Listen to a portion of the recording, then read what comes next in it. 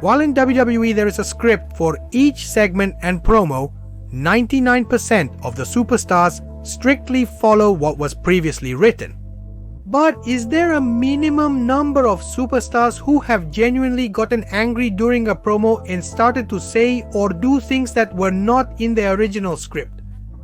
Well, that's why I will now quickly stop talking and present to you today 5 promos that became real in the WWE ring. Number 5, a promo that almost ended in blows. On the October 22nd episode of SmackDown in the year 2021, we fans witnessed one of the most uncomfortable moments of recent years. Sonya Deville, who was the general manager of SmackDown, called Charlotte Flair and Becky Lynch to the ring, so that both could exchange titles, as each champion needed to have the title corresponding to their brand.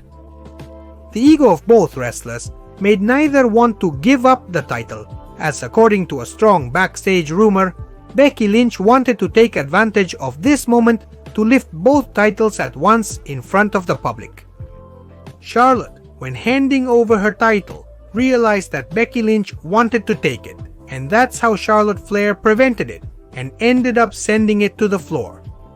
After that, Charlotte handed it over to Sonya Deville, and Becky Lynch again tried to snatch it from her hands, something that Sonya also denied her. Becky Lynch didn't know what to do and found nothing better than to throw the title at Charlotte in the worst way possible. The discomfort was completely reflected on Sonya Deville's face, who didn't know what to do at that moment. Number 4. A promo for many very personal. This feud, I'm sure many old school fans will remember it, as this feud was somewhat brought to life, and perhaps it was based for many on racial discrimination. In those years, Triple H claimed that someone like Booker T would never be a world champion, which apparently alluded to the time Booker T spent in jail.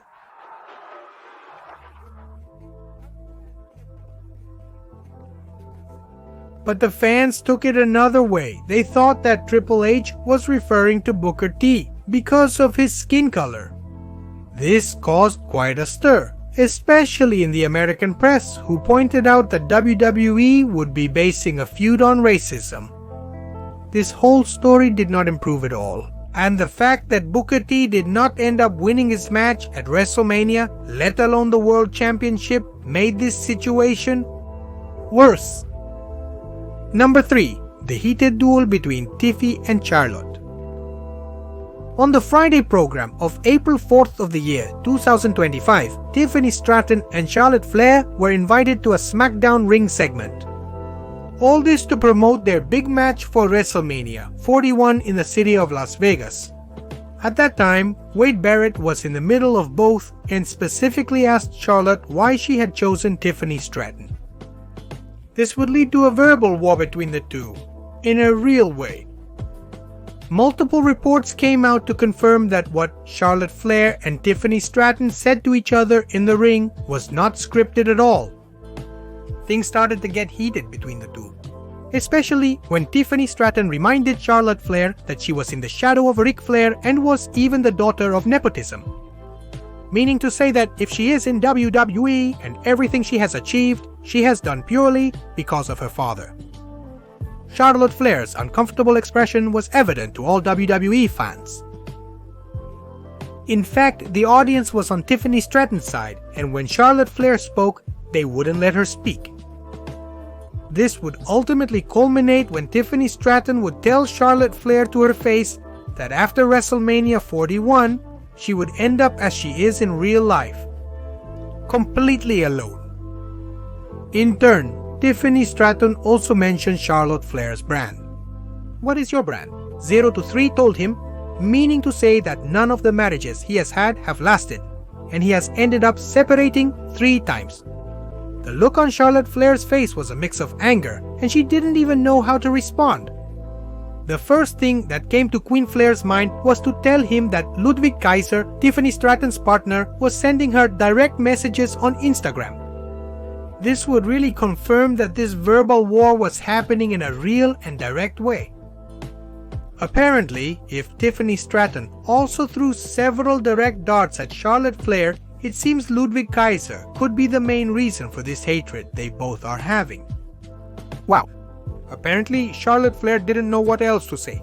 Her face of discomfort was visible and confirmed to the entire WWE universe that she was not at all satisfied with the words of Tiffany Stratton. Number 2. Piggy James. The story of Piggy James was a disaster, and something that made neither WWE nor anyone involved look good, as WWE is a company that is always involved in anti-bullying causes and places, and promotes such bullying in that way. To a Mickie James who in those years was a few pounds heavier, it was quite annoying, even to Mickie James herself. All this rivalry and mockery was entirely based on Mickie's overweight, which obviously was quite uncomfortable. While WWE was looking for fans to hate and detest Michelle McCool, they succeeded, but the way they did it was too much and completely disrespectful. With Mickie James, both are tremendous fighters, and there could have been a million more ways for McCool and Mickie James to have had a great feud, and above all, a worthy feud. Mickie James also revealed a few months ago in an interview for Get Out the Vote that when she arrived backstage after a promo in which she was not warned that Michelle McCool and Layla would mock her, she took off her shoes and ended up throwing them at Michelle McCool in the backstage for real. It's no big secret that Michelle McCool and Mickie James don't get along in real life, although recently they have been slowly resolving their differences. Number 1. The promo that hurt us fans the most. Wow, I know this promo is unforgettable. Well, we all remember when WWE was pushing, and quite a bit, Rey Mysterio for the World Championship after Eddie Guerrero passed away. And in fact, it was for this great reason that Rey Mysterio won the Royal Rumble of the year 2006. And then he had a great match with Orton before WrestleMania. In this feud, we saw a young Randy Orton come out with all his artillery to the ring to throw swear words, which, by the way, Rey didn't like at all in real life. But that night he blew everything up when he said that Eddie Guerrero was not in heaven, but that Eddie Guerrero was in hell. Eddie is down there in hell. While this was probably approved by Eddie's family, many found this to be quite unnecessary to push this story. In fact, Rey Mysterio himself had no idea that Randy Orton was going to say these words. It's important to remember that this was said especially in those years when fans were greatly feeling Eddie's death. Recently, Randy Orton, in an interview, confirmed that backstage after this segment he started crying for saying these words, and that Vince McMahon had to comfort him. Eddie is down there in hell,